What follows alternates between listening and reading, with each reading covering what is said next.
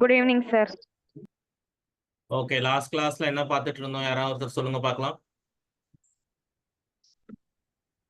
கடைசியா இந்த போர்டில் இருக்கிற இந்த ப்ராப்ளம் போட்டுட்டு இருந்தோம். ரே ஆப்டிக்ஸ்ல ஆப்டிக்கல் இன்ஸ்ட்ருமெண்ட்ஸ் பார்த்துட்டு ஆப்டிக்கல் இன்ஸ்ட்ருமெண்ட்ஸ்ல இருந்து இதெல்லாம் நம்ம பார்த்துட்டு இருந்தோம், ப்ராப்ளம் போட்டுட்டு இருந்தோம். ஸோ இன்னைக்கு நம்ம அதுக்கு அடுத்த சாப்டர் ஸ்டார்ட் பண்ண போறோம், wave optics. We are going to start with the next chapter here, which is wave optics. கேள்விப்பட்டிருக்கீங்களா இந்த சாப்டர் பத்தி இதுக்கு முன்னாடி? இங்க எதை பத்தி நம்ம படிக்க போறோம் அப்படிங்கறத பத்தி யாராவது வந்து சின்னதா பிரீஃப் பண்ண முடியுமா? தப்பா இருந்தா பரவாயில்ல, நான் உங்களுக்கு கரெக்ட் பண்றேன். பட் ஆனா சொல்லுங்க, நீங்க இங்க என்ன படிக்க போறதா நீங்க நினைக்கிறீங்க? ஆப்டிக்ஸ்ன்ற வார்த்தை எதை குறிக்குது? Light. Okay, something related to light. Wave ஆப்டிக்ஸ்னா ஆமா. ஸோ லைட் வந்து வேவா பிஹேவ் பண்ணும்போது என்ன நடக்கும் அப்படிங்கறத பத்தி தான் பார்க்க போறோம். சரி, நீங்க சொல்லுங்க, லைட் ஒரு வேவா இல்லையா first? Yes sir. Of course, light is an electromagnetic wave. இப்போ லைட்னு நான் சொன்னாலே light always comes from the sun. சூரியன்ல இருந்து வர்றது தான் நமக்கு வெளிச்சம். ஓகே, ஸோ சூரியன்ல இருந்து வர்றது வந்து எலக்ட்ரோமேக்னெட்டிக் வேவ்ஸ். நம்ம ஏற்கனவே இதை பத்தி பிரீஃபா படிச்சிருக்கோம். எலக்ட்ரோமேக்னெட்டிக் வேவ்ஸ்னே ஒரு சாப்டர் இருக்கு, நம்ம அதுல பிரீஃபா அதை பத்தி டிஸ்கஸ் பண்ணியிருக்கிறோம். ஸோ இங்க நான் என்ன பண்ண போறேன்னா, ஒரு லைட்டை வேவ் மாதிரி கன்சிடர் பண்ணி அதை பேஸ் பண்ணி வேற நம்ம சினாரியோஸ் எல்லாம் படிக்க போறோம். என்ன சினாரியோ? இதுக்கு முன்னாடி என்ன படிச்சோம்? ரே ஆப்டிக்ஸ்ல ரீகால் பண்ணி பாருங்க. எடுத்த உடனே என்ன படிச்சோம்? ரிஃப்ளெக்ஷனை பத்தி படிச்சோம். அப்புறம் ரீஃப்ராக்ஷனை பத்தி படிச்சோம். அதுக்கப்புறம் லென்ஸ்ல ரீஃப்ராக்ஷன், பிரிசம்ல ரீஃப்ராக்ஷன், அப்படியே போயிட்டோம். ஸோ ரிஃப்ளெக்ஷன் அண்ட் ரீஃப்ராக்ஷன் இதை ரெண்டை பத்தி தான் நம்ம கம்ப்ளீட்டா எங்க படிச்சோம்? நம்மளோட ரே ஆப்டிக்ஸ்ல படிச்சோம். இப்போ இங்க வேவ் ஆப்டிக்ஸ்ல என்ன பண்ண போறோம்னா, ரிஃப்ளெக்ஷன் அண்ட் ரீஃப்ராக்ஷன் இதை ரெண்டை பத்தி தான் நம்ம படிக்க போறோம். அதுவும் எப்படி படிக்க போறோம்னா, by considering the light as a wave. We will consider the light as a form of a wave and we will again start discussing these things. சரி சார், இப்போ இதுக்கான சூழ்நிலை என்ன வந்தது? ரே ஆப்டிக்ஸ்ல நம்ம ஏன் அதை பண்ணல? ரே ஆப்டிக்ஸ்ல என்ன பிரச்சனை இருந்தது நம்ம இதை பத்தி படிக்கிறதுக்கு? இந்த மாதிரி சில கேள்விகள் உங்க மனசுல இருக்கலாம். ஸோ ரே ஆப்டிக்ஸை பொறுத்த வரைக்கும் லைட்டோடைய ஒரு பர்டிகுலர் ப்ராப்பர்ட்டியை பேஸ் பண்ணி தான் அந்த மொத்த சாப்டருமே ஆப்ரேட் ஆச்சு. என்ன ப்ராப்பர்ட்டி யாராவது சொல்ல முடியுமா? ரிஃப்ளெக்ட். ஸோ லைட்டோடைய ஒரு பர்டிகுலர் ப்ராப்பர்ட்டியை தான் நான் அந்த சாப்டர் முழுக்கவுமே யூஸ் பண்ணியிருப்பேன். அந்த ப்ராப்பர்ட்டி வந்து ரெக்டிலீனியர் ப்ராபகேஷன் ஆஃப் லைட். அதான் அந்த ப்ராப்பர்ட்டியோடைய பேரு. What you mean by rectilinear propagation of light? So rectilinear propagation of light அப்படின்னு சொன்னா, the light will travel in a straight line. Light travels in a straight line. அந்த ப்ராப்பர்ட்டிக்கு பேரு தான் rectilinear propagation of light அப்படிங்கிற property. So எக்காரணத்து கொண்டும் உங்களோட light நேர் பாதையை விட்டு நகராது. அஃப்கோர்ஸ் ரீஃப்ராக்ஷன்ல லைட்டை டீவியேட் ஆகி but still it continuous in a straight line even in a medium. ஓகேவா? டோட்டல் இன்டர்னல் ரிஃப்ளெக்ஷன்லயும் லைட் பெண்ட் ஆகி திரும்பவும் மீடியம்குள்ள வரும்போது இட் ஸ்ட்ரெயிட் லைன்ல தான் ஃப்ளோ ஆக ஆரம்பிக்கும். ஸோ முழுக்க முழுக்க இந்த ப்ராப்பர்ட்டியை பேஸ் பண்ணி நம்ம ரே ஆப்டிக்ஸ்ல எல்லா சினாரியோஸையுமே டீல் பண்ணும். இப்போ இங்க வந்து பாத்தீங்கன்னா வேவ் ஆப்டிக்ஸ் அப்படின்னு சொன்னா, நான் ஒரு லைட்டை வந்து ஒரு வேவா கன்சிடர் பண்ணுவேன். ஸோ ஒரு லைட்டை வேவா கன்சிடர் பண்ணும்பொழுது என்ன விஷயங்கள் நடக்கும் அப்படிங்கிறத பத்தி தான் நம்ம இந்த இடத்துல பிரீஃபா படிக்கப்போம். ஸோ அதுக்கு முன்னாடி என்ன பிரச்சனைங்கிறத பத்தி நம்ம டீடைல்டா பேசிடுவோம்.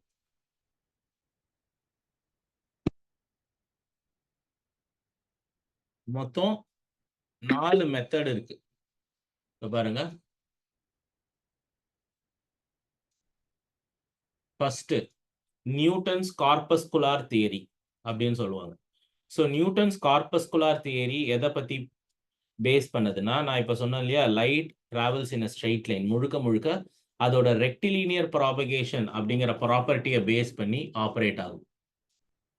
ஓகே, அண்ட் அவர் என்ன சொன்னார்னா, light propagates in a form of a tiny particles call corpuscles அப்படின்னு சொன்னாரு. Colour of the light is due to different size of the corpuscles அப்படின்னு சொல்லி அவர் சொல்றாரு. ஆனா இது தப்பு. Okay, first one correct. First வந்து கரெக்ட். ரெண்டாவது ஒன் வந்து தப்பு. ஸோ லைட்டோட கலர் வந்து கார்பஸ்குலாரோடைய சைஸை பொறுத்து டிபெண்ட் ஆகுறது கிடையாது. அது முழுக்க முழுக்க டிஃபரெண்டான வேவ் லென்த்தை வச்சு தான் லைட் டிஃபர் ஆகும். அது வேற கதை. சரி, இங்க இருக்கிற பிரச்சனையை சரி பண்றதுக்காக ஹைகன் அப்படிங்கிறவர் வராரு. ஹைகன் வந்து தான் முறையா உங்களோட வேவ் தியரி அதை வந்து ப்ரொபோஸ் பண்றாரு. He is going to propose a theory called a wave theory.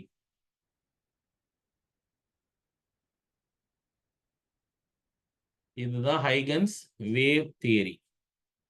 அதுக்கு பேர் என்ன?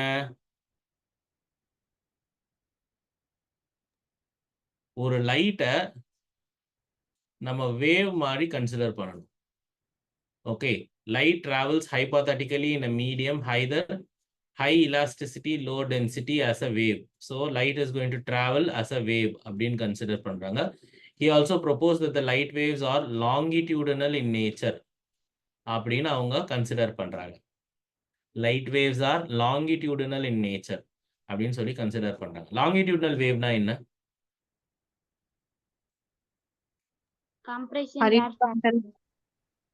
Compression and rarefaction. ஓகே, அது சவுண்ட் வேவ் மாதிரி இருக்கிறதா longitudinal wave. Later on it is found that it is transverse. புரிஞ்சுதா? அவர் சொன்னதும் தப்பு தான்.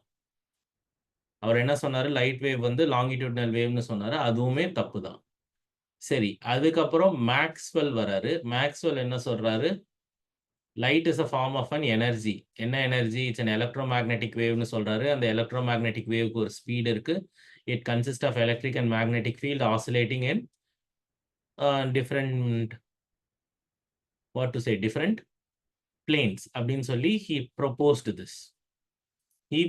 this. இதை பத்தி தான் நம்ம எக்ஸ்க்ளூசிவா படிச்சோம். எங்க? எலக்ட்ரோமேக்னெட்டிக் வேவ்ஸ்ன்ற சாப்டர்ல. அடுத்தது வரப்போறவர் தான் குரூஷியல், ஐன்ஸ்டீன். ஐன்ஸ்டீன் வந்து தான் சொல்றாரு, லைட் வந்து ஒரு வேவ். அதெல்லாம் சரிதான். ஆனா அந்த வேவ் மட்டும், வேவ்ல வந்து it consist of large number of energy packets அப்படின்னு சொல்றாரு. That light consists of large number of energy packets called photon அப்படின்னு சொல்லிட்டு ஒவ்வொரு ஃபோட்டானுடைய எனர்ஜியும் hmu அப்படின்னு சொல்லி சொல்றாரு. ஒவ்வொரு ஃபோட்டானுடைய எனர்ஜியும் hmu.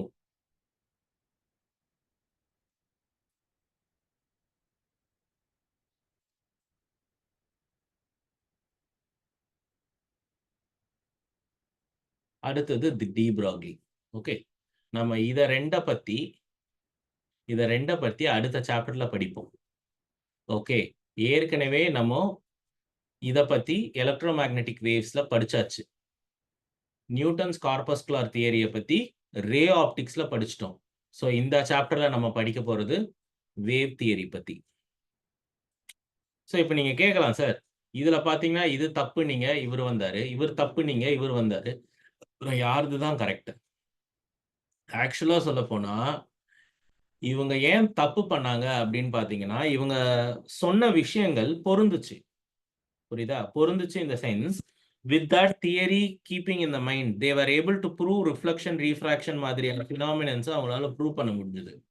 இத பாருங்க, இதுதான் கார்பஸ்குலர் தியரி. உன் கார்பஸ்குலர் தியரியால ரெக்டிலீனியரை ப்ரூவ் பண்ண முடிஞ்சது, ரிஃப்ளெக்ஷன் ரீஃப்ராக்ஷனை ப்ரூவ் பண்ண முடிஞ்சது. ஆனா இந்த எஃபெக்ட்ஸ் எதையுமே ப்ரூவ் பண்ண முடியல கார்பஸ்குலர் தியரியை வச்சு. அதனாலதான் இன்னொரு தியரி வருது.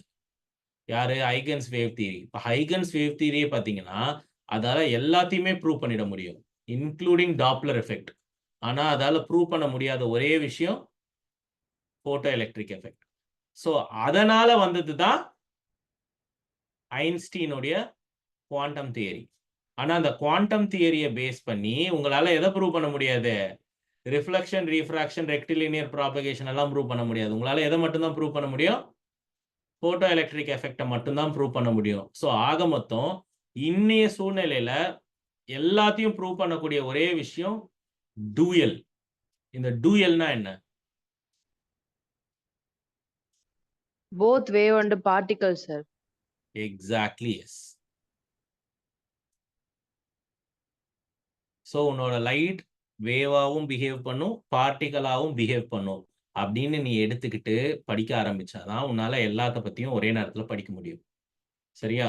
இன்னைக்கு நம்ம என்ன பண்ண போறோம்னா லைட் வேவா இருக்கும் பட்சத்துல என்ன நடக்கும் அப்படிங்கறத பத்தி நம்ம இன்னைக்கு படிக்க போறோம் இந்த சாப்டர்ல. பார்ட்டிக்கலா இருந்தா என்ன நடக்குங்கிறத பத்தி நம்ம அடுத்த சாப்டர்ல படிக்கும். ஓகே, ஸோ இந்த இன்ட்ரோடக்ஷனோட நம்ம உள்ள போறோம்.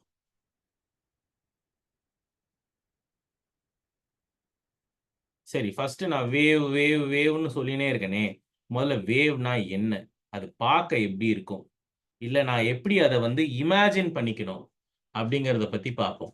சி, ஒரு பாயிண்ட் சோர்ஸ் இருக்கு. பாயிண்ட் சோர்ஸ்னா என்ன?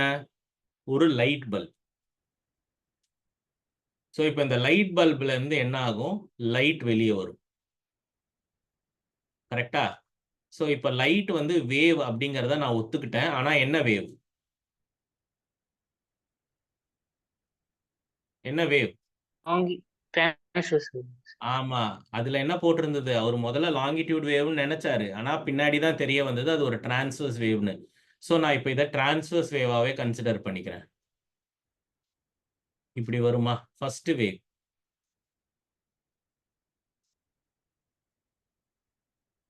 இப்படி ஃபர்ஸ்ட் வேவ் வெளியே வரும். ஸோ அந்த வேவ் கரெக்டா முடிகிற இடத்துல நான் என்ன பண்ணுவேன்? இப்படி ஒரு டாட்டட் லைன்ஸ் போட ஆரம்பிப்பேன். கரெக்டா அந்த வேவ் முடிகிற இடத்துல I will draw a dotted lines.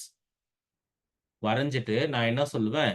Every point on the given wave front, I repeat, every point on the given wavefront acts as a source for the new disturbance அப்படின்னு சொன்னாரு. அதாவது இந்த இடத்துல இருந்து இன்னொரு வேவ் இப்படி உருவாகுமா?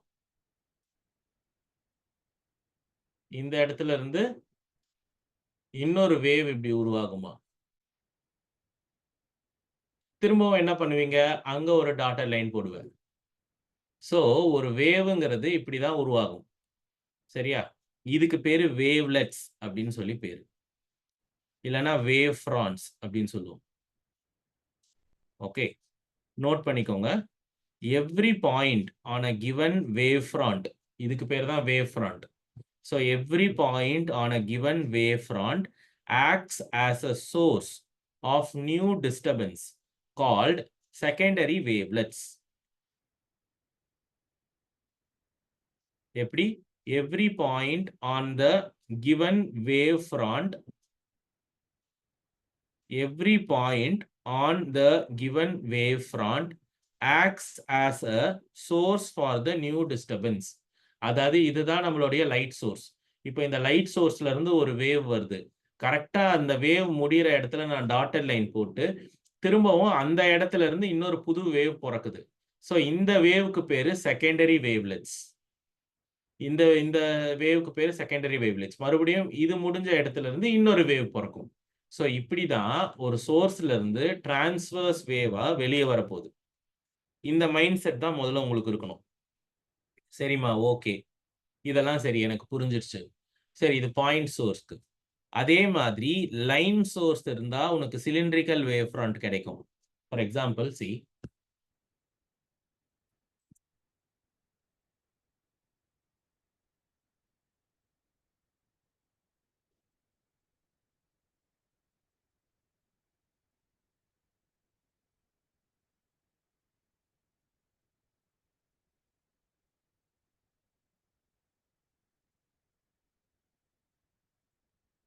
ஃபர்ஸ்ட் ஒரு point source இருக்கு.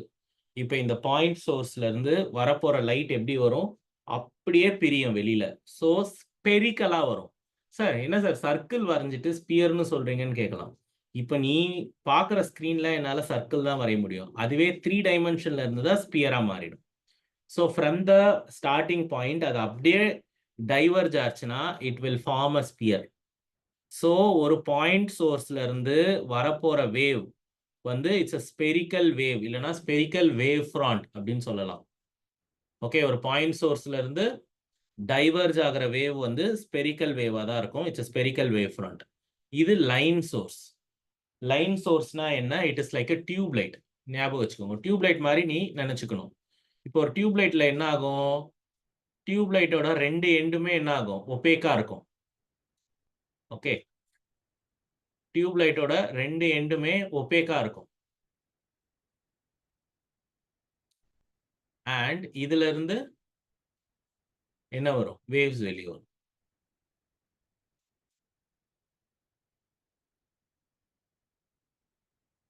இப்படி டிரான்ஸ்வர்ஸ் வேவ் வெளியே வரும். சரி, என்ன சார் திரும்பி நீங்க ஒரே ஒரு பிளேன்ல வரைஞ்சிருக்கீங்க, ஆனா இங்க சிலிண்டர்னு இருக்கேன்னு கேட்கலாம். இதை அப்படியே 3 டைமென்ஷன்ல போட்டீங்கன்னா சிலிண்டரா மாறிடும். இதே நான் 3 டைமென்ஷன்ல போட்டீங்கன்னா சிலிண்டரா மாறிடும். இது என்ன சார்? இதுக்கு பேரு பிளைன் வேவ் ஃப்ரண்ட். சரி, இப்போ இந்த பிளைன் வேவ் ஃப்ரண்ட் எங்க கிடைக்கும் அப்படின்னு பாத்தீங்கன்னா, இதே சிலிண்ட்ரிக்கல் வேவ் ஃப்ரண்ட்டே நான் தூரமா, இது சோர்ஸ், நான் சோர்ஸை விட்டு தள்ளி போய் ஒரு குறிப்பிட்ட இடம் தள்ளி போய் அந்த இடத்துல ஒரு சின்ன போர்ஷன் எடுத்துக்கிறேன். ஓகே, நான் ரிப்பீட் பண்றேன். இது வந்து நம்மளோட லைட் சோர்ஸ். இப்போ இந்த லைட் சோர்ஸ்ல இருந்து வேவ்ஸ் வெளியே வருது.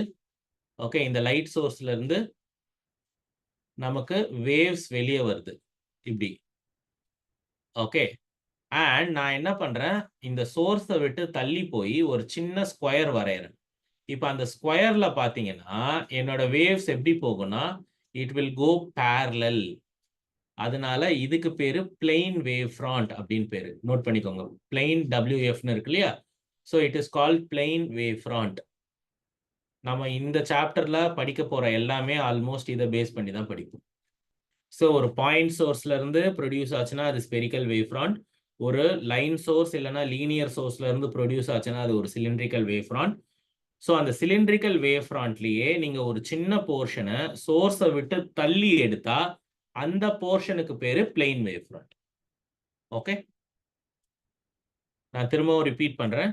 அந்த லீனியர் சோர்ஸ்ல இருந்து ஒரு குறிப்பிட்ட டிஸ்டன்ஸ் தள்ளி ஒரு நான் சின்ன போர்ஷன் எடுத்தா அதையே நம்ம என்னன்னு சொல்லலாம்? Plain wave front. Plane wave.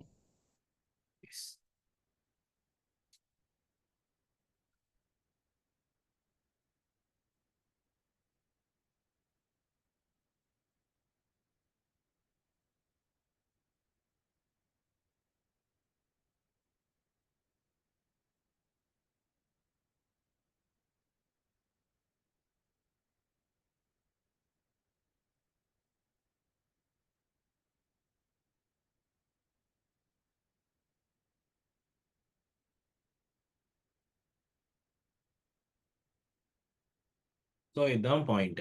First இதுல இருந்து நம்ம ஸ்டார்ட் பண்ணோம். ஸோ இங்க பாத்தீங்கன்னா ஒரு சில விஷயங்கள் நம்ம தெரிஞ்சுக்கணும். இதெல்லாம் நீங்க உங்களோட கிளாஸ் 11லயே படிச்சிருக்கணும் ஆக்சுவலா. அதை தான் நான் திரும்பவும் இங்க யூஸ் பண்ண போறேன். அந்த ஃபினாமினனுக்கு பேரு சூப்பர் பொசிஷன். கேள்விப்பட்டிருக்கீங்களா?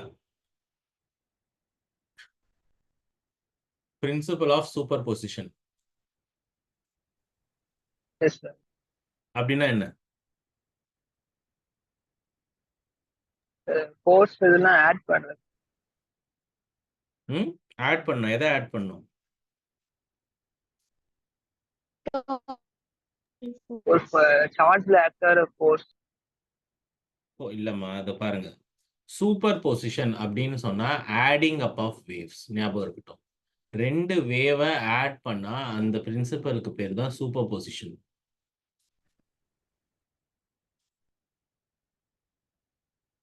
adding up of waves. Adding up of waves is called superposition. சரி, இப்போ கொஞ்ச நேரத்துக்கு முன்னாடி தான் நான் சொன்னேன் my light is a transverse wave னு சொன்னேன். ஸோ transverse waveனா அதுக்கு ஈக்குவேஷன் இப்படி இருக்கும். y equal to a sin omega t. Okay, இன்னொரு வேவ் வந்து எப்படி இருக்கலாம்னா இதே ஆம்ப்ளிடியூடோட இருக்கணும்னு அவசியம் கிடையாது. இது இன்னொரு ஆம்ப்ளிடியூடோட இருக்கலாம். இப்படிதான் ரெண்டு வேவ் இருக்கு. ஸோ இப்போ நான் என்ன பண்றேன், சரி இப்படி இருக்கட்டும் ஃபர்ஸ்ட். இப்போ நான் உங்ககிட்ட ஒரு கேள்வி கேட்பேன். What is the phase difference between these two waves அப்படின்னு கேட்பேன்.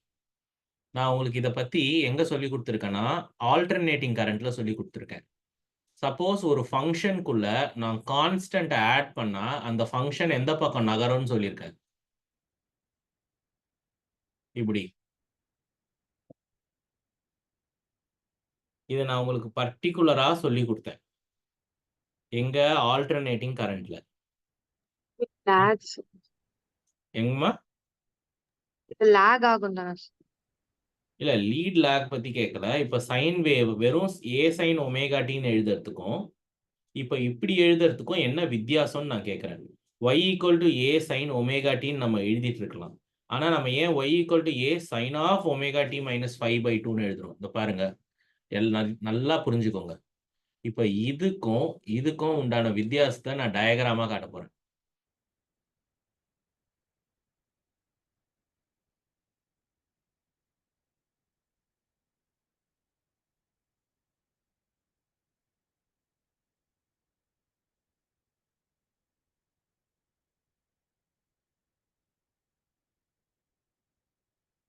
இது ஃபர்ஸ்ட் வேவ். இப்போ ரெண்டாவது வேவ் எப்படி இருக்க போகுதுன்னு பாருங்க. -π/2 whenever you add a constant into the function.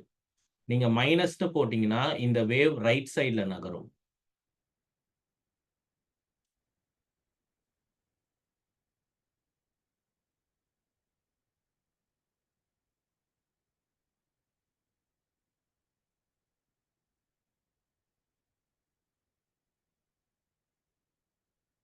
புரிஞ்சுதா?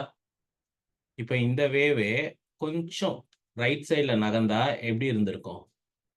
இது இந்த இடத்துல வந்துடும். நான் சொல்றது புரியுதா? அதாவது இந்த பாயிண்ட் வந்து இங்க வந்துடும். ஸோ இந்த அளவுக்கு தான் π/2. ஸோ அது ரைட்ல நகர்ந்துருக்குன்னு அர்த்தம். ஸோ இப்போ நான் என்ன சொல்லுவேன்னா, எழுதும் போதே உனக்கு இது ரெண்டும் புரியணும். ஸோ நான் ஜஸ்ட் ஈக்குவேஷன் எழுதினாலே உங்க மைண்ட்ல என்ன வந்துடணும்? அப்போ வேவ் நமக்கு இப்படிதான் இருக்கும் அப்படின்னு தெரியணும். சப்போஸ் இதுவே வந்து நான் இங்க பிளஸ் போடுறேன். பிளஸ் போட்டா உன் வேவ் என்ன ஆகும் தெரியுமா? இப்படி வரும். ஸோ என்ன ஆச்சு? This moved left. அதாவது இந்த பாயிண்ட் இங்க வந்துருச்சு. அப்ப இந்த வேவ் இந்த மாதிரி ஆயிடுமா பாக்குறதுக்கு?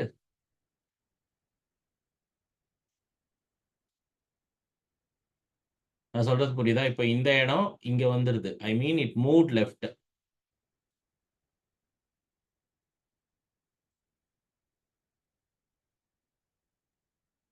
Okay, alright. Yes, sir.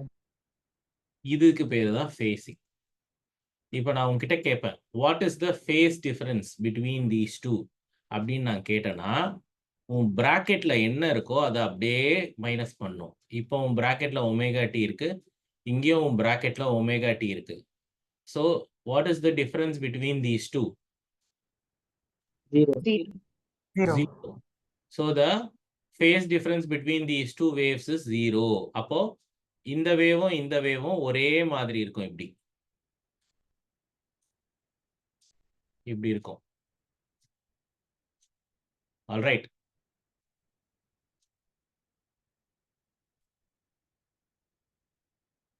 புரிஞ்சுதா? ஒரு வேவுக்கு மேலே இன்னொரு வேவ் இருக்கும். சரி, இப்ப இந்த வேவுக்கும் ஃபேஸ் டிஃபரன்ஸ் எவ்வளவு? π/2. அவ்வளவுதான். ஸோ இப்ப கதையே என்ன தெரியுமா? Super position. ரெண்டு வேவும் ஆட் ஆக போகுது. இன்னொன்னு இந்த ரெண்டு வேவ் ஆட் ஆகும், இல்லைன்னா இந்த ரெண்டு வேவ் ஆட் ஆகும். ஸோ எந்த ரெண்டு வேவ் ஆட் ஆனாலும் வெளியே வரப்போறது இன்னொரு டிரான்ஸ்வர்ஸ் வேவா தான் இருக்கும். I repeat, whenever two transverse wave gets added or whenever two transverse wave gets superposed, the resulting will also be a transverse wave. The resulting will also be a transverse wave, but with a different amplitude. அதாவது எவ்வளவு ஆம்ப்ளிடியூட்னு பார்த்தீங்கன்னா, AR is equal to root of a1 square plus a2 square plus 2a1 a2 cos phi.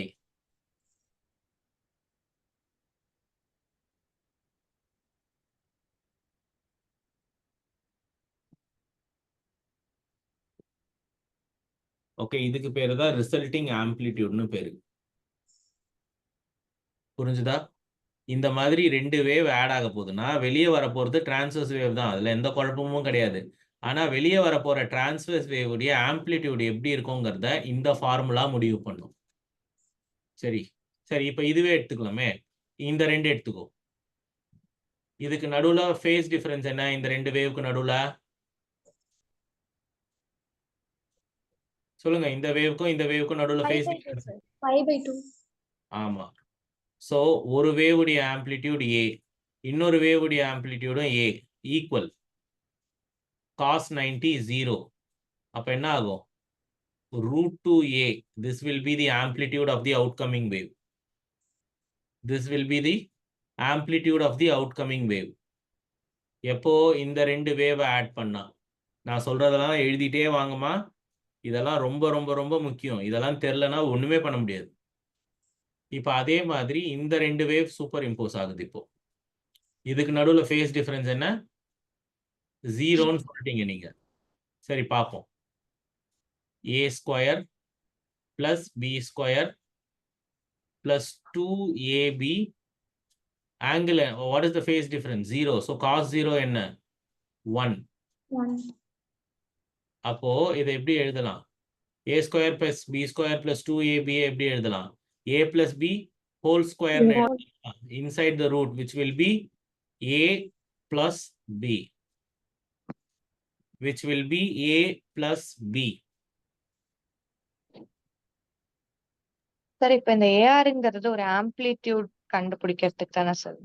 வெறுமனே ஆம்ப்ளிடியூட கண்டுபிடிக்கிறதுக்கு, அதாவது 2 wave add ஆச்சுன்னா வெளியே வர போற வேவ் உடைய ஆம்ப்ளிடியூட கண்டுபிடிக்கிற ஃபார்முலா இது. சரியா?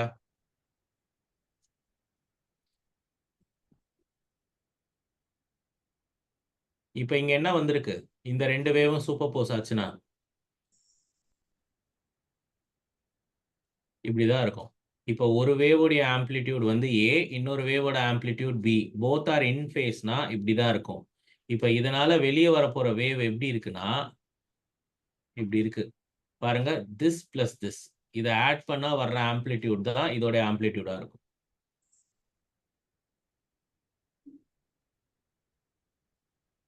இதுக்கு பேர் தான் சூப்பர் பொசிஷன் பேர்.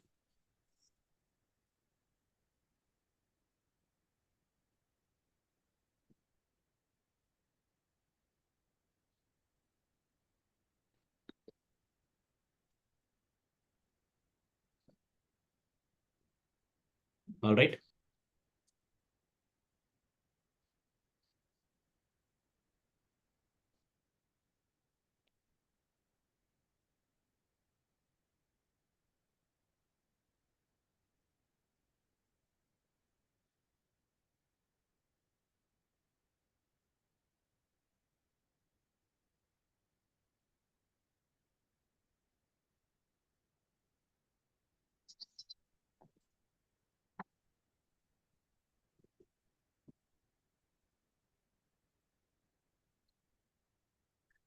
புரிஞ்சுதாமா?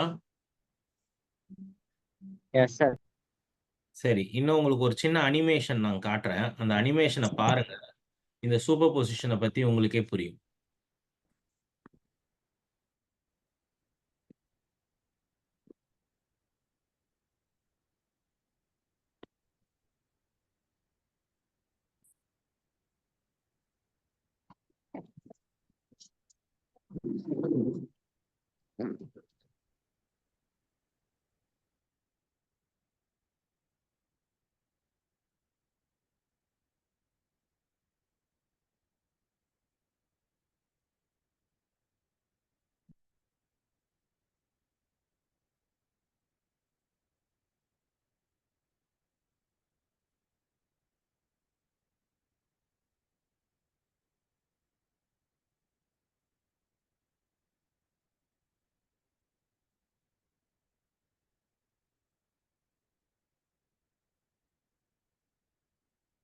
சோ பாருங்க, ஒரு நார்மலான வேவ் இருக்கு.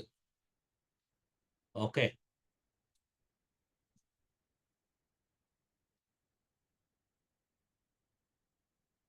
இப்போ அவங்க என்ன பண்றாங்க? இத உள்ள தள்ளுறாங்க. இப்படி உள்ள தள்ளும்போது என்ன ஆகுது? ஆம்ப்ளிடியூட் ஆட்டோமேட்டிக்கா இன்க்ரீஸ் ஆகுது பாத்தியா? ஏன்? 2 வேவ்க்குமே ஒரே ஆம்ப்ளிடியூட் இருக்கு. இப்போ வந்து பிளாக் கலர் ஒரு வேவ்னு எடுத்துக்கோ. இந்த கிரீன் கலர் ஒரு வேவ். 2த்துக்கும் ஒரே ஆம்ப்ளிடியூட் இருக்கு. அப்படி ஒரே ஆம்ப்ளிடியூட் இருக்கிற 2 வேவ் ஆட் ஆகும்பொழுது என்ன ஆக போகுது? அதனால வெளியே வரப்போற ரெட் கலர் வேவ் உடைய ஆம்ப்ளிடியூட் இதை விட 2 மடங்கு ஜாஸ்தியா இருக்கு பாரு.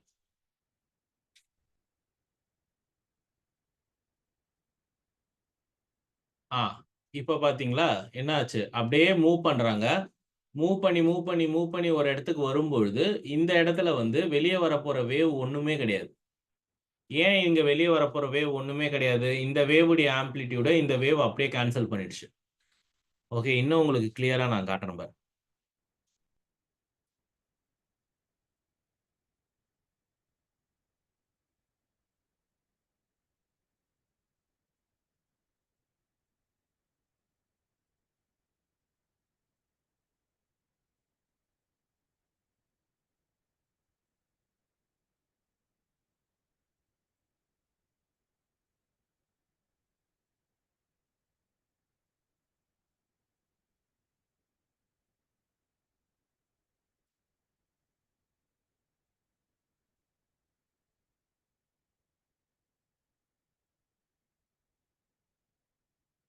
இது ஸ்டாண்டிங் வேவ்னு சொல்லுவாங்க. ஆனா இதையும் இங்கேயும் நீங்க படிக்கலாம்.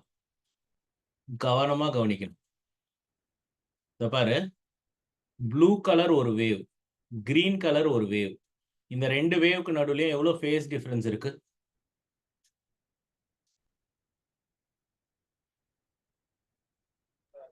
5/2. நோ. ஒரு வேவ் இப்படி இருக்கு, இன்னொரு வேவ் இப்படி இருக்கு. அதாவது இதோ பாரு,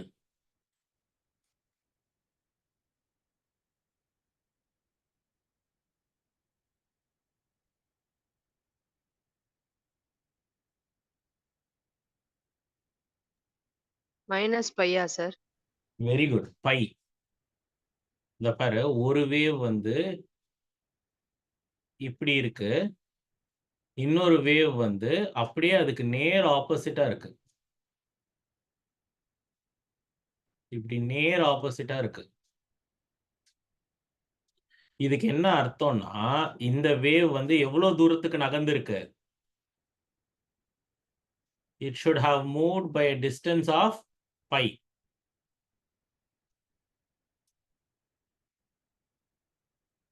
இந்த இடம் இப்ப இங்க வந்துருச்சு இந்த வேவ்ல. அப்ப இந்த 2 வேவ்க்கு நடுவுல எவ்வளவு ஃபேஸ் டிஃபரன்ஸ் இருக்குன்னா, இந்த பை அளவுக்கு ஃபேஸ் டிஃபரன்ஸ் இருக்கு. சோ அப்படி இருக்கும்போது என்ன நடக்குது?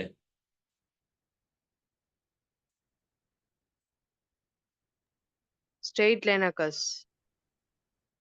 ஆமா, which means destructive interference. இல்லனா cancellation நடக்குது. ஏன் வந்து டிஸ்ட்ரக்டிவா நடக்குது? இதோ பாரு, திரும்பவும் இந்த ஃபார்முலாக்கு வா. What is the phase difference between two waves? நீங்க சொன்னீங்க பைன்னு சொன்னீங்க. நான் சொல்றேன் 2 வேவ் உடைய ஆம்ப்ளிடியூடும் ஈக்குவல்னு வச்சுக்கலாம். A1 equal to A2 equal to A. இப்போ உங்க வீடியோல நீங்க பார்த்த கண்டிஷன் படி எங்க இது?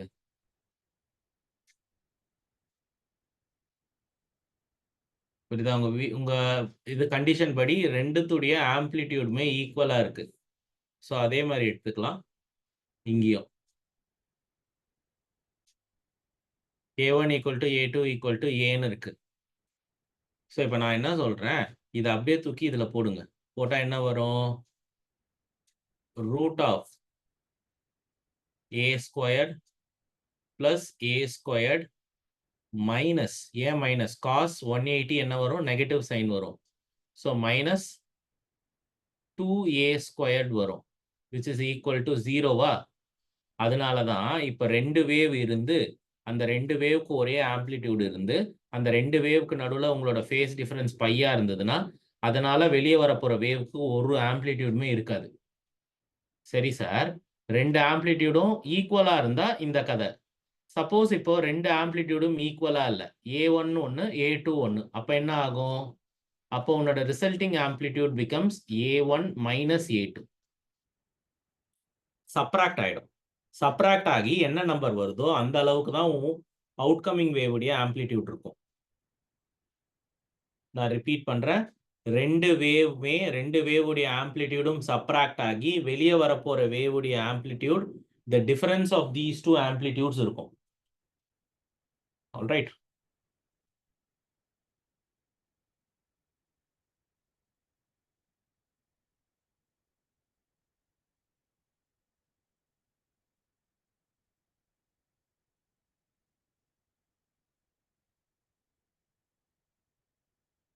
ஸோ இப்போ கவனமா பாரு.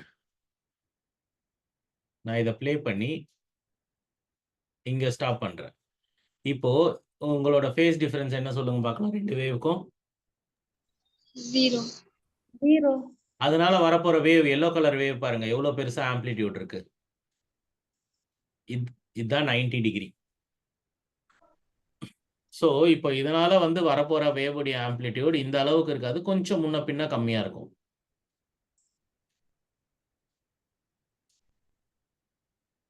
இதுதான் ரொம்ப முக்கியம். இந்த அண்டர்ஸ்டாண்டிங் இருந்ததுன்னா போதும்.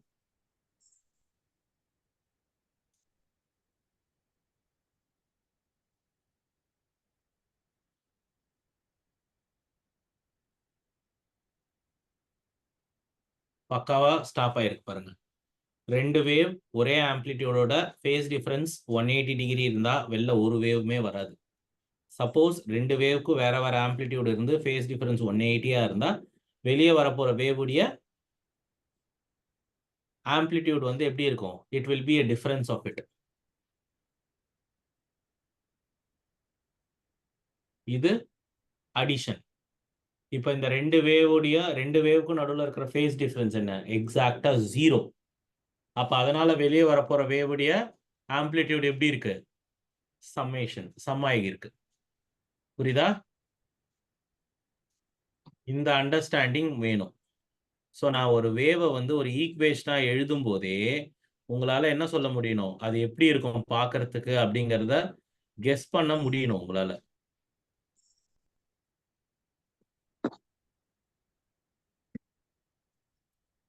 இப்போ அடுத்தது நம்ம படிக்க போறது பாத் டிஃபரன்ஸ். ஆனா பாத் டிஃபரன்ஸ் கண்டிப்பா இங்க வேணும்.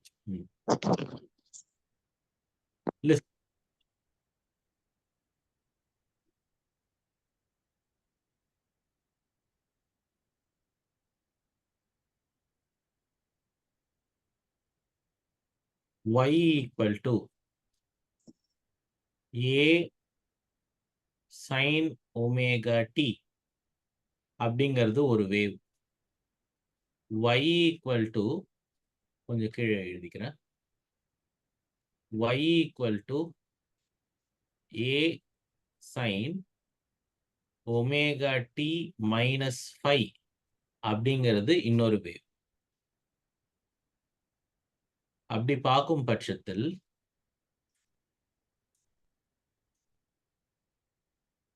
இந்த வேவ் இப்படி இருக்கும். சிம்பிள். இப்ப இந்த வேவ் எப்படி இருக்கும்? இப்படி இருக்கும். ஏன்னா இந்த ரெண்டு வேவுக்கும் நடுவில் ஃபேஸ் டிஃபரன்ஸ் என்ன? பை. இப்படி இருக்கும். மீன்ஸ் இதுக்கு என்ன அர்த்தம்? இந்த வேவ் பை அளவுக்கு விலகி போயிருக்கு. கரெக்டா? அதாவது இந்த வேவையை நான் பின்னாடி புஷ் பேக் பண்ணி பார்த்தேன், பின்னாடி தள்ளி பார்த்தேன்னா எனக்கு எப்படி வந்திருக்கும்? இப்படி இருக்கும் இல்லையா? இது டோட்டல் வந்து நமக்கு பை. ஸோ அதனாலதான் இதுக்கு ஃபேஸ் டிஃபரன்ஸ் பை. ஆனா வேவ் லென்த் படி வச்சு பார்த்தோம் அப்படின்னா வேவ் லென்த்னா என்ன? இந்த எண்டுக்கும் நடுவுல இருக்கிற டிஸ்டன்ஸ் தான் வேவ் லென்த். அப்படி பார்க்கும்பொழுது இந்த டிஸ்டன்ஸ் என்னவா இருக்கும்? நமக்கு λ/2 இருக்கும். ஆஃப் த வேவ் லென்த்தா இருக்கும். அப்ப அந்த மாதிரி பார்க்கும்போது half the wavelength is away. கரெக்டா? பாதி வேவ் லென்த் வெளியில இருக்கு. வெளியில இருக்கிறது உள்ள வந்திருக்கணும். ஸோ இப்போ நீங்க இதை எப்படி புரிஞ்சுக்கணும்னா, ஒண்ணு இந்த வேவ் முன்னாடி போகுது, இல்ல இந்த வேவ் பின்னாடி போகுது அப்படின்றத புரிஞ்சுக்கணும். Means what I can say is this wave is actually moving forward by a length of this much. What is this length? Lambda by 2. Okay, so this wave is moving forward by a length of lambda by 2 அப்படின்னு சொல்லலாம்.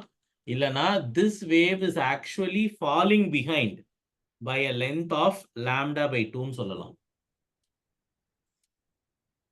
நான் repeat பண்றேன்.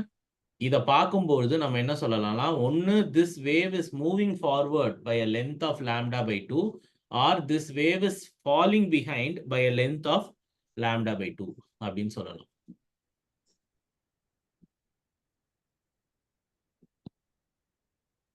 So இப்போ இதை எப்படி தான் sir நம்ம கண்டுபிடி அப்படின்னு கேட்டிங்கன்னா, path difference is equal to lambda by 2 pi of phase difference. So இப்போ இங்கே ஃபேஸ் டிஃபரன்ஸ் என்னன்னு சொன்னீங்க, பைன்னு சொன்னீங்கல்ல, அதை அப்படியே எடுத்துன்னு போய் இதுக்குள்ளே போடு, உனக்கு ஆட்டோமேட்டிக்காக பாத் டிஃபரன்ஸ் வந்துடும். இதான் விஷயம். இப்படி தான் பாத் டிஃபரன்ஸ் கண்டுபிடிக்கும். இது வரைக்கும் ஏதாவது ஒரு விஷயம் உங்களுக்கு புரியாமல் இருந்ததுன்னா என்கிட்ட கேளுங்க, நான் சொல்கிறேன். இல்லைன்னா நம்ம ப்ராப்பராக இதுக்குள்ளே போக ஆரம்பிச்சிடலாம். சார் அந்த ஃபார்முலா மட்டும் கொஞ்சம் எக்ஸ்பிளைன் பண்ண முடியும்? இந்த ஃபார்முலாவம்மா? ஆமா சார். இந்த ஃபார்முலா எதுக்குன்னா, உன் கையில ஃபேஸ் டிஃபரன்ஸ் கொடுத்தாங்கன்னா நீ பாத் டிஃபரன்ஸ் என்னன்றது சொல்லிடுறதுக்கான ஃபார்முலா. ஸோ எப்போவுமே நம்ம ஆசிலேஷன்ஸ் அண்ட் வேவ்ஸ் கிளாஸ் 11ல இருந்தே நமக்கு என்ன பழக்கம்னா, ஃபேஸ் டிஃபரன்ஸ்னு சொல்லி தான் பழக்கம். பாத் டிஃபரன்ஸ் அப்படிங்கிற வார்த்தை நமக்கு புதுசு. ஏன்னா நம்ம அங்க வந்து படிக்கிற வேவ்ஸ் எல்லாமே ஒரே இடத்துல இருக்கும், மூவ் ஆகாது. ஆனா இந்த இடத்துல நம்ம படிக்கிற எல்லா வேவுமே ஒரு இடத்துல இருந்து இன்னொரு இடத்துக்கு மூவ் ஆகும். ஸோ அப்படி பார்க்கும்பொழுது நான் என்ன சொல்லலாம்னா, ஒன்று இந்த வேவ் பின்தங்கி வருது, இல்லைன்னா இது முன்னாடி போகுது அப்படின்னு சொல்லுவோம். ஸோ இதை எப்படி வச்சு சொல்லலாம், எனக்கு முன்னாடி போறவன் என்னை விட ஒரு 10 அடி தூரத்துல முன்னாடி போறான் அப்படின்னு சொல்லலாம். இல்லை எனக்கு பின்னாடி வர்றவனுக்கும் எனக்கும் ஒரு 10 அடி தூரம் இருக்கு அப்படின்னு நீ சொல்லலாம். அந்த மாதிரி இப்போ ஜென்ரலா இங்க இருக்க வேண்டிய வேவுடைய பாயிண்ட் இந்த இடத்துல வந்து இங்க இருக்கு. அப்போ இந்த வேவ் என்ன பண்ணுது, இந்த லென்த்துக்கு முன்னாடி போயிட்டு இருக்குன்னு அர்த்தம். ஸோ அப்போ இந்த லென்த்தோடைய அளவு என்ன, lambda by 2. That is called path difference. So அதை எப்படி நம்ம கண்டுபிடிக்கலாம், டைரக்டா இந்த ஃபார்முலால போட்டு கண்டுபிடிச்சிடலாம். If you are aware of what phase difference is, path difference can be easily found through this formula. Okay okay sir. Sir எனக்கு அந்த y is equal to a sin அந்த ஒமேகா t அதை ஒரு வாட்டி எக்ஸ்பிளைன் பண்ணுங்க sir. ஒண்ணுமே இல்லைன்னா, இப்படி வந்து உனக்கு ஈக்குவேஷன் கொடுத்திருந்தா உன் வேவை நீ இப்படி எழுதணும். நீங்க கேட்கலாம், சார் எப்படி இந்த வேவை வந்து இப்படி எழுதுனீங்கன்னு கேட்டா, இந்த இடத்துல -π இருக்கு. ஸோ எப்பயுமே ஒரு ஃபங்க்ஷனுக்குள்ள ஒரு கான்ஸ்டன்ட் இருக்கு அப்படின்னு சொன்னா உன் ஃபங்க்ஷன் வந்து ரைட் சைட்ல மூவ் ஆகுதுன்னு அர்த்தம். ஸோ ரைட் சைட்ல எந்த அளவுக்கு மூவ் ஆக போறது, π அளவுக்கு மூவ் ஆக போகுது. ஸோ இங்க இருக்கிற பாயிண்ட் இந்த இடத்துக்கு வந்துருச்சு. இப்போ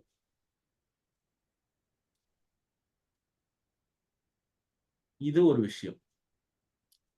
சரி, இப்ப நம்ம படிச்சதை எல்லாத்தையுமே இந்த சாப்டர்ல யூஸ் பண்ண போறோம். இப்ப வரைக்கும் நம்ம இன்னும் இந்த சாப்டருக்குள்ளேயே ப்ராப்பரா நுழையல. ஸோ இப்ப நம்ம லைட்டை பத்தி படிக்க போறோம் அப்படின்னு நான் சொல்லிட்டேன்னா, உனக்கு முதல்ல தெரிய வேண்டிய விஷயம் இன்டென்சிட்டி. இன்டென்சிட்டினா என்ன, யாராவது சொல்ல முடியுமா?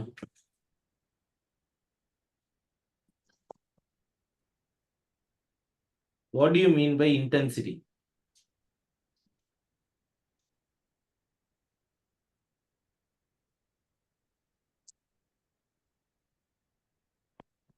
Sir, brightness, sir. Very good. Brightness.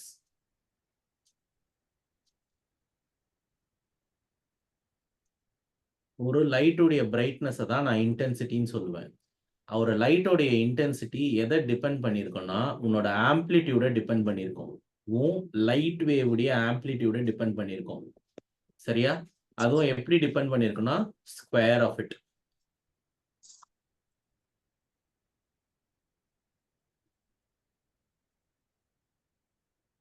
புரிஞ்சுதா? ஒரு லைட்டோடைய இன்டென்சிட்டி எதை வச்சு முடிவாகும்னா ஒரு வேவுடைய ஆம்பிளிடியூடை வச்சு தான் முடிவாகும்.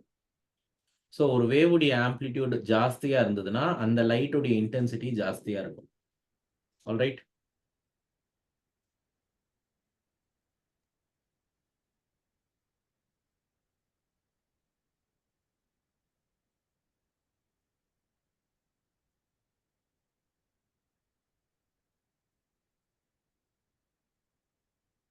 புரிஞ்சுதாம்மா? Yes sir.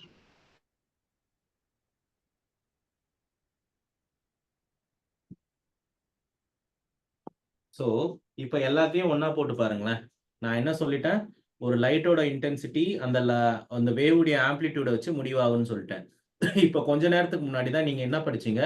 2 வேவ் ஒண்ணா மிக்ஸ் ஆகும்பொழுது வெளியே வரப்போற வேவுடைய ஆம்பிளிடியூட் என்ன ஆகும்ன்றத படிச்சோம். ஓகே. ஸோ அதை வச்சு நான் இப்போ என்ன சொல்லலாம்னா இப்போ 2 வேவ் மிக்ஸ் ஆச்சுன்னா அதனால வெளியே வரப்போற வேவுடைய ஆம்பிளிடியூட் எப்படி எழுதலாம்? a1 square plus a2 square plus 2AR. a1 a2 cos phi அப்படின்னு சொல்லி எழுதலாம். இப்போ ஸ்கொயர் ஆஃப் தி ஆம்பிளிடியூட் இன்டென்சிட்டின்னு எனக்கு தெரிஞ்சிருச்சு.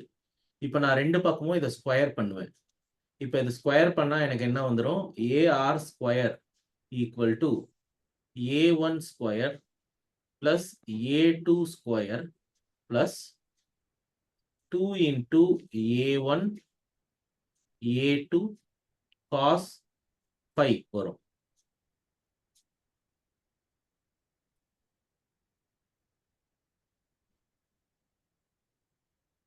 Square of the amplitude is intensity இல்லையா? So the resulting intensity equal to I1 plus I2 plus 2 into root I1 I2 cos phi. இதுதான் ஒரு இன்டென்சிட்டியோட formula. So இப்போ இதை வச்சு நீங்க திரும்பவும் எல்லாத்தையும் ரீகலெக்ட் பண்ணி பாரு. 2 லைட் வேவ் சூப்பர் இம்போஸ் ஆச்சுன்னா அதனால வெளியே வரப்போற லைட் வேவ் உடைய இன்டென்சிட்டி எப்படியா இருக்கும் அப்படிங்கறத இந்த ஈக்குவேஷன் கனெக்ட் பண்ணி சொல்லிடும். ஏன்னா நம்ம கொஞ்ச நேரத்துக்கு முன்னாடி தான் என்ன படிச்சோம்? Light wave is a transverse வேவ்னு படிச்சோம். So if the light wave is going to be transverse, 2 wave superpose ஆச்சுன்னா அதனால வெளியே வரப்போற வேவும் டிரான்ஸ்வர்ஸா இருக்கும். ஸோ ஒரு வேவ் டிரான்ஸ்வர்ஸா இருந்ததுன்னா அதுக்கு ஆம்பிளிடியூட் இருக்கும். ஸோ ஒரு வேவுக்கு ஆம்பிளிடியூட் இருந்ததுன்னா அதுக்கு இன்டென்சிட்டி இருக்கும். So this will tell you the amount of intensity that the wave is going to produce during super position.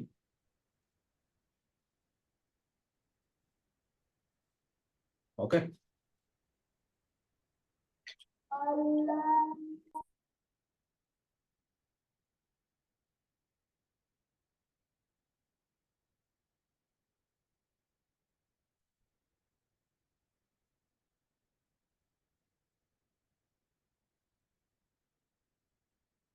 புரிஞ்சுதா? Yes, sir. Yes sir. இப்போ இன்னும் ஒரு சில விஷயங்கள் பேசலாம். எப்போ உங்க இன்டென்சிட்டி ஜாஸ்தியா இருக்கும்? எப்போ 2 லைட் வேவ் உடைய ஒரு பர்டிகுலர் லைட் உடைய இன்டென்சிட்டி ஜாஸ்தியா இருக்கும்?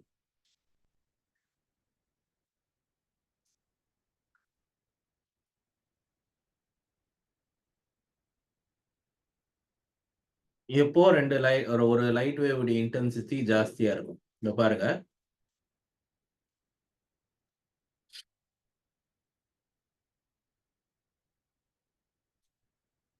If I1 is equal to I2,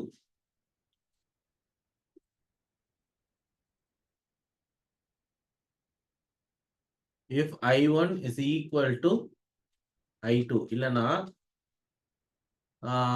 phase difference be I1 I2 ஆவே இருக்கட்டும். phase difference நான் 0ன்னு எடுத்துக்கிறேன். இப்போ இந்த ஃபார்முலா என்ன ஆகும்? I1 plus I2. இல்ல, யோசிச்சு பதில் சொல்லணும். I1 plus I2 plus 2 root of I1 I2. Yes, அதை இப்படி எழுதலாமா? cos 0 1 ஆயிடுமா? அப்போ இதை ஸ்கொயர் பண்ணா I1 ஸ்கொயர் வந்து I1 ரூட் I2 ஸ்கொயர் வந்து I2 plus 2 root I1 I2. This will give you the maximum intensity. So ரெண்டு லைட் சூப்பர் இம்போஸ் ஆகி எனக்கு மேக்ஸிமம் இன்டென்சிட்டி வரணும் அப்படின்னு நான் சொன்னேன்னா எனக்கு இந்த கண்டிஷன் சாட்டிஸ்ஃபை ஆகணும். சரி, இப்போ மினிமம் இன்டென்சிட்டி எப்போ வரும்? when phi is equal to pi. When phi is equal to pi.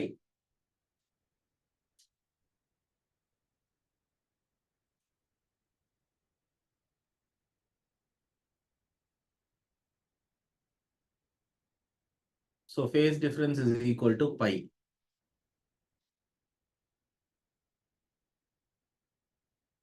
அப்ப என்ன ஆகும்னா cos 180 வந்து மைனஸ் ஆகும். You will get a minus sign here. So IR resulting intensity வந்து மினிமமா எப்போ இருக்கும் அப்படின்னு பார்த்தீங்கன்னா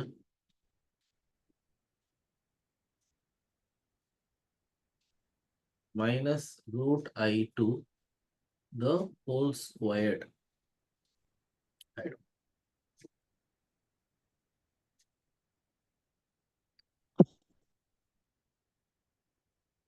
So இது minimum resulting intensity, இது maximum resulting intensity.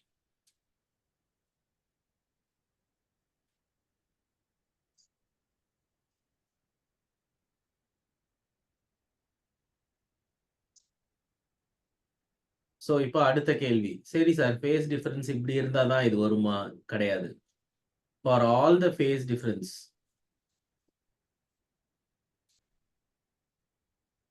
or 2n pi. இப்போ n equal to 0 போட்டீங்கன்னா உங்களோட phase difference வந்து 0. என்ன ஆயிடும்? You will get into this criteria. If you put n equal to 1, உங்களோட phi ஓட வேல்யூ 2 pi ஆகும். சரி, cos 2 pi ஓட வேல்யூ என்னன்னு கேட்டீங்கன்னா அதுவும் 1 தான்.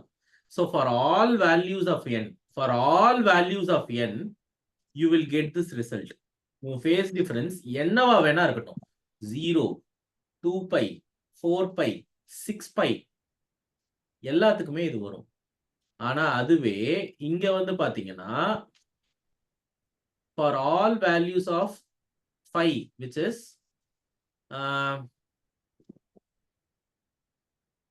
2n minus 1 pi, அதாவது if you put n equal to 1 என்ன ஆகும்? 2 minus 1 1, so pi வந்துருச்சா? If you put n equal to 2 என்ன ஆகும்? 4, 4 minus 1 3, 3 pi. So for all values of n, you will get this output. So உன்னோட intensity அப்ரப்டா add ஆகும். எப்போ? when your phase difference is 0 and 2n pi, உன்னோடைய intensities அப்ரப்டா subtract ஆகும். எப்போ? when your phase differences are this. இதுக்கு பேரு constructive interference. constructive interference. என்ன சார் புதுசா இன்டர்ஃபரன்ஸ்னு சொல்றீங்க? இன்டர்ஃபரன்ஸ்னா சூப்பர் பொசிஷன் பா. புரியுதா? ரெண்டு வேவ் வந்து ஆட் ஆகிற ஃபினாமினனுக்கு பேர் சூப்பர் பொசிஷன்ல, அதே மாதிரி ரெண்டு வேவ் ஆட் ஆகிற ஃபினாமினனுக்கு பேரு இன்டர்ஃபரன்ஸ் தான். அதே மாதிரி இங்க வந்து பாத்தீங்கன்னா destructive interference.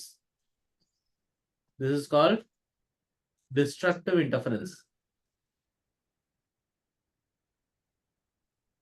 Destructive interference.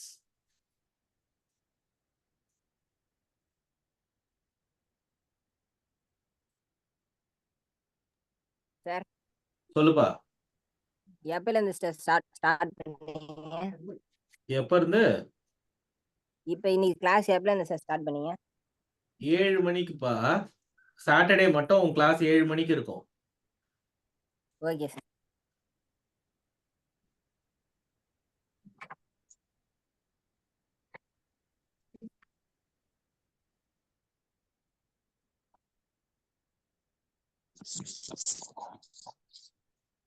பாருங்க, நான் உங்களுக்கு ஒரு டேப்லர் காலம் காட்டுறேன், எல்லாருமே அதை எழுதிக்கும்.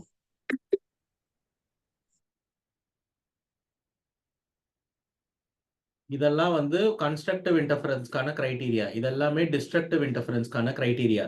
கன்ஸ்ட்ரக்டிவ் இன்டர்ஃபரன்ஸ்னா ரெண்டு லைட் வேவ் ஆட் ஆகிறதுனால வெளியே வரப்போற லைட் வேவ் பிரைட்டா வரும்.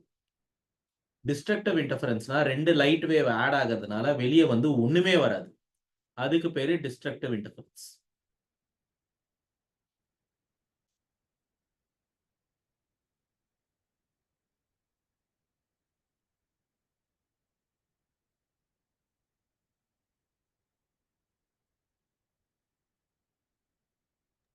சார் ஆ சார் இதை தான் இப்போ இவ்வளோ நேரம் நத்தின்னு இருந்தீங்களா சார்? ஆமாப்பா 1 hour ஆயிடுச்சு. Okay sir. நீ என்ன பண்ண, ரெக்கார்டட் வீடியோ கிடைக்கும், அதை வாங்கி ஒரு வாட்டி பாரு. Okay sir.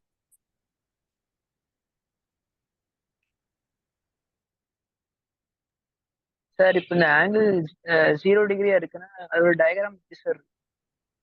இதோட ஆங்கிள் 0 டிகிரியா இருந்தா டயக்ராம் எப்படி இருக்கும்னு கேக்குறீங்களா? Yes sir. இப்படி இருக்கும்.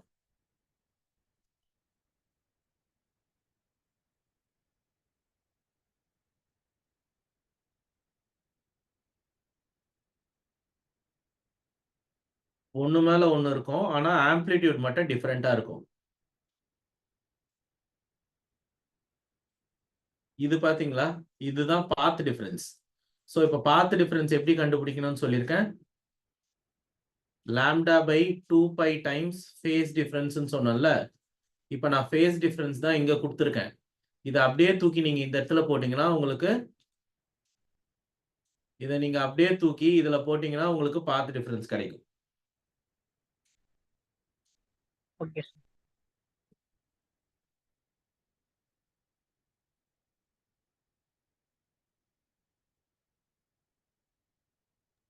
சார் 180 டிகிரியா இருந்துச்சுன்னா? 180 டிகிரியா இருந்தா வேவ் எப்படி இருக்கும்னு கேக்குறீங்களா? Yes sir. ஒரு வேவ்க்கு மேல இன்னொரு வேவ் கீழே இருக்கும். இப்படி ஒரு வேவ் இருக்கும், இன்னொரு வேவ் இப்படி இருக்கும். அதனால அதோட ஆம்ப்ளிடியூட் அப்படியே சப்ராக்ட் ஆயிடும். ஸோ ஆம்ப்ளிடியூட் சப்ராக்ட் ஆச்சுன்னா உங்க இன்டென்சிட்டியும் சப்ராக்ட் ஆகும். ஆனா I1 மைனஸ் I2 ஆகாது. √I1 minus √I2 the whole ஸ்கொயர்னு ஆகும். Okay sir.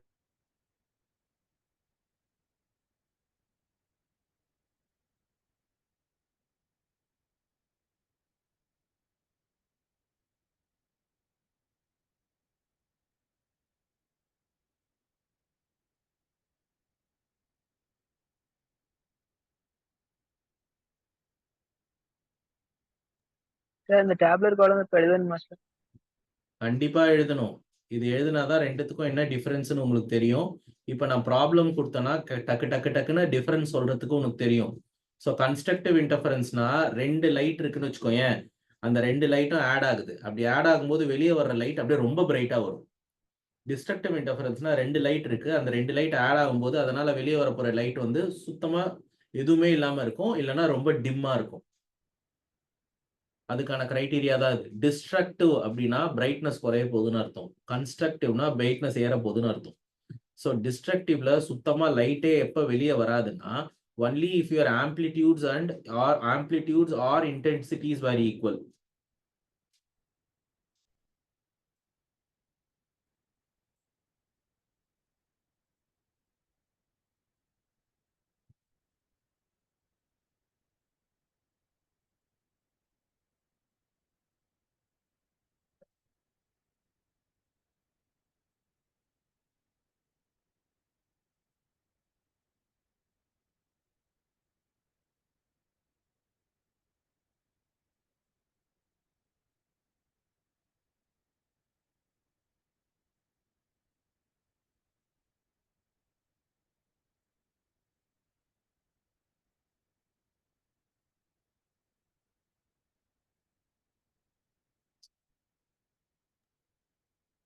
Sir fourth point explain பண்றீங்களா சார்? ஸோ ஃபோர்த் பாயிண்ட் வந்து நான் இப்போதான் கொஞ்ச நேரத்துக்கு முன்னாடி சொன்னேன், ஆம்ப்ளிடியூட் பாயிண்ட். பாது உன் ஆம்ப்ளிடியூட் ஈக்குவலா இருக்கு. ஸோ ஈக்குவலா இருந்ததுன்னா ஃபேஸ் டிஃபரன்ஸ் 0வா இருந்தா ரெண்டும் ஆட் ஆயிடும். ஸோ அது 2a0 ஆயிடுச்சு. ஸோ இதே வந்து உன் ஆம்ப்ளிடியூட் ஈக்குவலா இருந்து உன் ஃபேஸ் டிஃபரன்ஸ் பையா இருந்தா மைனஸ் ஆயிரும். So a minus a 0. Okay sir.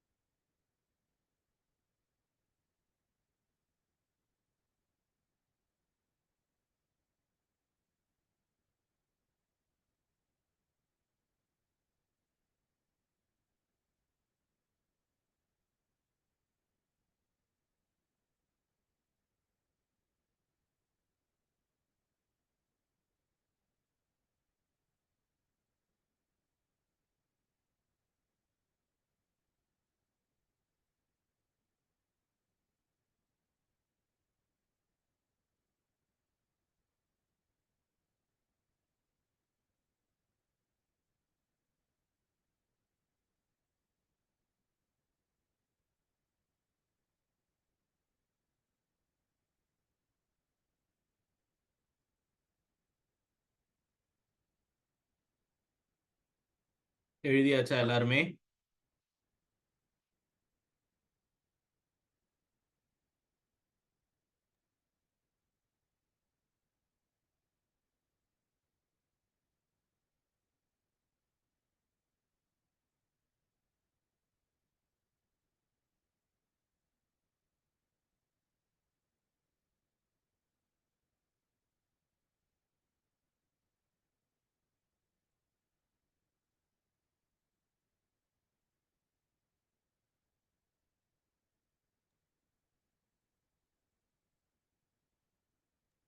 எழுதியாச்சு சார்.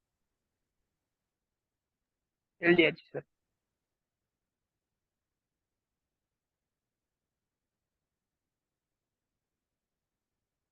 சரி, இப்போ சில முக்கியமான ஃபார்முலாஸ் காட்டுறேன். ஃபர்ஸ்ட் இதுல இருந்து 2-3 வாட்டி கொஸ்டின்ஸ் வந்திருக்கு. ஒண்ணுமே இல்லை. இப்போ நான் சொல்லி கொடுத்தேன் பாத்தீங்களா, ஐ மேக்ஸ் பை ஐ மினிமம், அதை அப்படியே போட்டிருக்கேன். அதை அப்படியே சிம்பிளிஃபை பண்ணிட்டே வந்தா இந்த ஸ்டெப்ஸ் வரும். ஸோ A1 A2ங்கிறது 2 வேவுடைய ஆம்ப்ளிடியூட். நீங்க ஆட் பண்ண போற 2 வேவுடைய ஆம்ப்ளிடியூட் இது. A1 ஒன்று, A2 ஒன்று. ஸோ அதுவே இன்டென்சிட்டியா கேட்டா இப்படி எழுதணும். ஸோ இதை நோட் பண்ணிக்கோங்க. இதுல இருந்து நம்ம இப்போ வந்து சில ப்ராப்ளம்ஸ் போடுவோம்.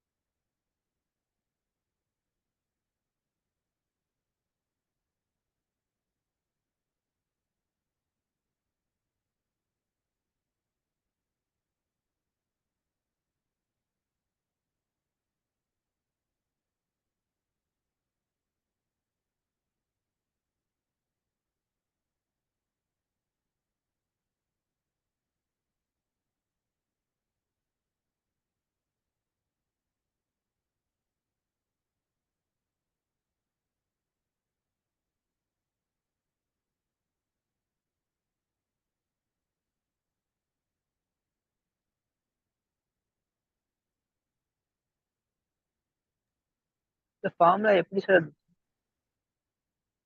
ஸோ இது டெரிவேஷன்ப்பா. இதை டிரைவ் பண்ணா வரும். ஒண்ணுமே இல்லை. நான் என்ன பண்ணியிருக்கேன், I2 மேலேயும் கீழேயும் காமனா எடுத்திருக்கேன். அது கேன்சல் ஆயிடும். சரியா? அதுக்கப்புறம் I1 பை அதுக்கப்புறம் திரும்பவும் என்ன சொல்லலாம், மேக்ஸிமம் இன்டென்சிட்டினா ஆம்ப்ளிடியூட்ஸ் ஆட் ஆகிறது தானே. ஸோ திரும்பவும் இங்க இருந்து நான் A2 காமனா வெளியே எடுத்திருக்கேன். அப்படி எழுதுதுன்னு தான் இதெல்லாம்.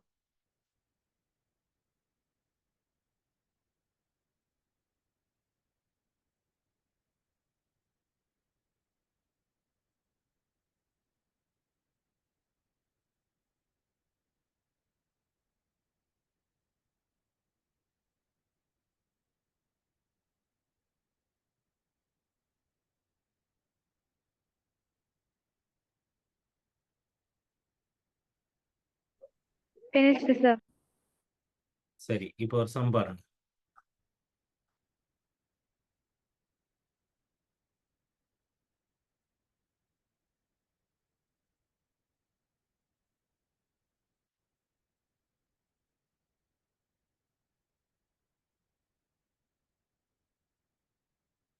ஃபர்ஸ்ட் கொஸ்டின் எழுதிக்கோங்க.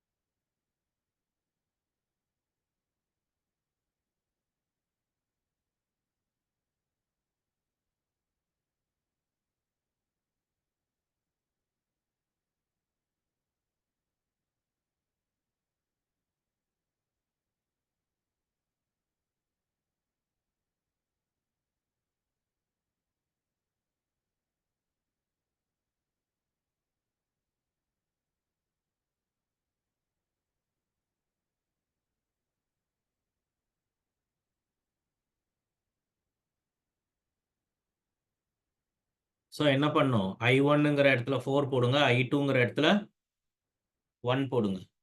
ஸோ இதுல முக்கியமான விஷயம், நிறைய பேர் செய்யற தப்பு இது. உனக்கு அவன் கொடுத்துருக்கிறது ரேஷியோ. ஸோ இப்போ நிறைய பேர் என்ன தெரியுமா பண்ணுவாங்க? I1 equal to 4, I2 equal to 1 அப்படின்னு போடுவாங்க. That's wrong. ஏன்னா ரேஷியோனா எப்பயுமே டிவிஷன்ல எழுதணும். I1 by I2 equal to 4/1. Okay, 4/1னா இது 400/100 கூட இருக்கலாம், இல்ல 4000/1000 கூட இருக்கலாம். ஸோ அப்ப நீ தனித்தனியா எழுதுனா தப்பாயிடும். ரேஷியோல தான் எழுதணும். I1 by I2 4/1. ரைட். இப்போ நீ இதை தூக்கி அப்படியே எங்க சப்ஸ்டியூட் பண்ண போற? இங்க தான் போடணும். போடுங்க பார்க்கலாம். Tell me your answer.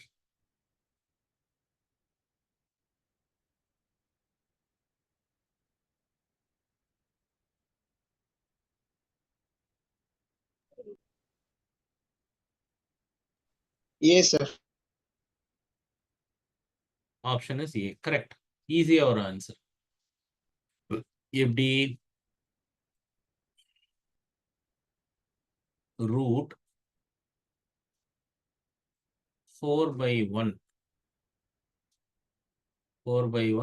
plus 1 divided by root 4/1 minus 1 whole square equal to, so 4/1ங்கிறது 4, root 4 2, 2 plus 1 3. So இங்கேயும் 4/1, 2 minus 1 whole square 9/1. Answer.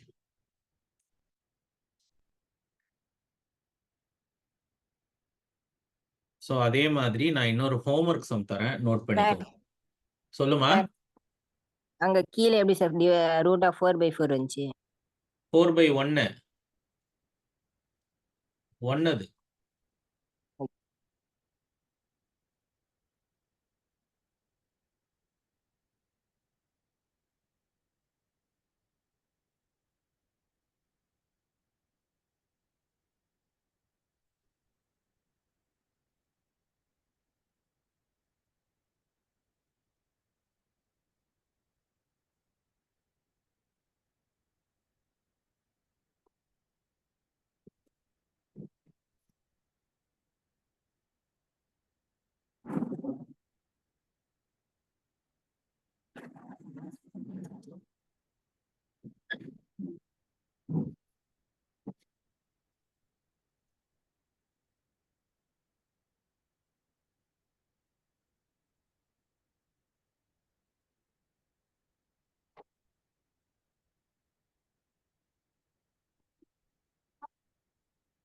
So இதை நீங்க ஃபார்முலால போட முடியாது, ஆரம்பத்துல இருந்து போடணும்.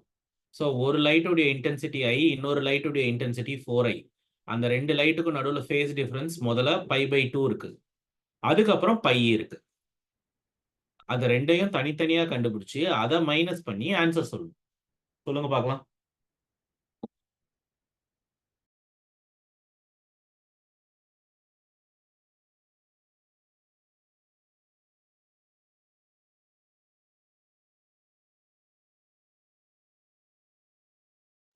சார் I1 வந்து I, I2 வந்து 4I சார்? ஆமா, I1 வந்து I, I2 வந்து 4I. ஃபர்ஸ்ட் ஃபேஸ் டிஃபரன்ஸ் π/2, அப்புறம் அதே phase difference π. Okay sir.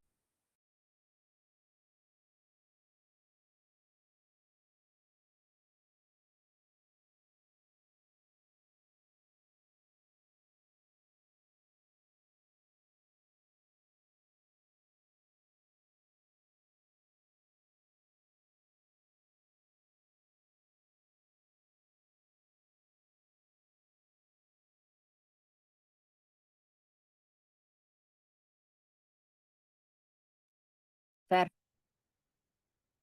Sir சொல்லுப்பா. ஃபார்முலா ஒரு டைம் சொல்லுங்க சார். ஃபார்முலாவா? அது ஒரு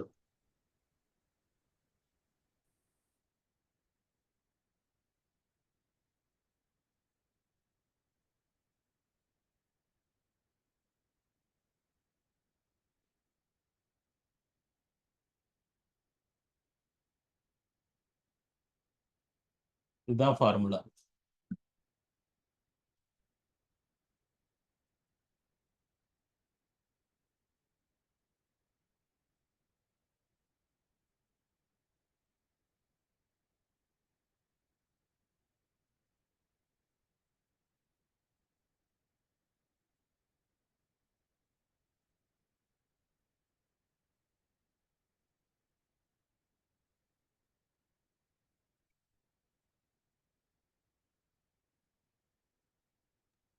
C sir. No. First one என்ன வந்தது? ஃபேஸ் டிஃபரன்ஸ் 5/2 போட்டா என்ன வருது உனக்கு இன்டென்சிட்டி?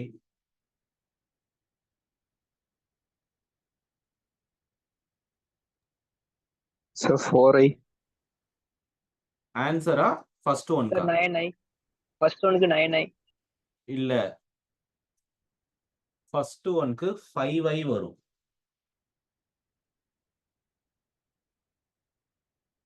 என்ன போடுறீங்கன்னு தெரியல எனக்கு. Sir first one 5i, second one 4i. இல்ல, இத பாருங்க,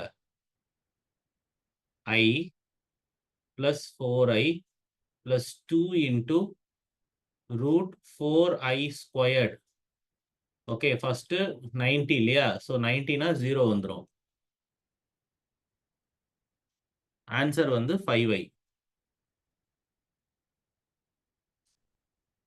ஃபர்ஸ்ட்டுக்கு. ரெண்டாவதுக்கு பாருங்க, அதே தான், i plus 4i cos 180 minus வந்துடும். So minus 2 into root 4i squared. இதுதான் என்னுடைய ரெண்டாவது இன்டென்சிட்டி. இது ஃபர்ஸ்ட்னு வச்சுப்போம். இல்ல அது குழம்பிடுமோ? சரி, இது 2 செகண்ட் ஒன்க்கு, இது ஃபர்ஸ்ட் ஒன்க்கு. ஃபார்முலா என்ன வரும்? 5i minus 4i equal to i. So first ஒன்க்கு 5i, செகண்ட் ஒன்க்கு i, ரெண்டையும் சப்ராக்ட் பண்ணா என்ன வரும்? 4i. அதான், that's the answer. சார் 5/2 0ன்னு எடுத்துக்கணுமா சார்? ஆமா, cos 5/2 0 தானே? Okay sir.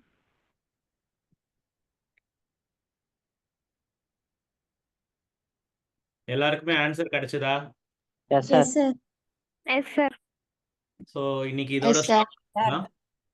நெக்ஸ்ட் கிளாஸ் லாஸ்ட்ல 4i மட்டும் எப்படி வந்துச்சுன்னு சொல்லுங்க சார். ஆன்சர் 4i எப்படி சொல்லுங்க? இந்த இடத்துலயா? அதுல சார் இங்க 4i எப்படி சார்? 5i i இருக்குல்ல sir. 5i minus i 4i அதானே கேட்குறாங்க. டிஃபரன்ஸ் பிட்வீன் தானே கேட்குறாங்க. ஸோ இதுக்கும் இதுக்கும் சப்ராக்ஷன் போட்டால் 4i வரும். அவ்வளோதான். So I just stop here today. Next class நம்ம மீட் பண்ணும்போது வில் கண்டினியூ ஃப்ரம் ஹியர். தேங்க்யூமா. சார் சொல்லுமா. தேங்க்யூ.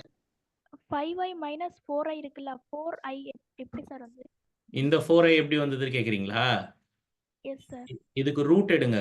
4i ஸ்கொயருக்கு ரூட் எடுத்தா 2i வரும். So 2i times 2 4i. Okay sir. ஓகேம்மா, thank you. Thank you sir. Yeah, thank you. Thank you sir. Thank you, sir.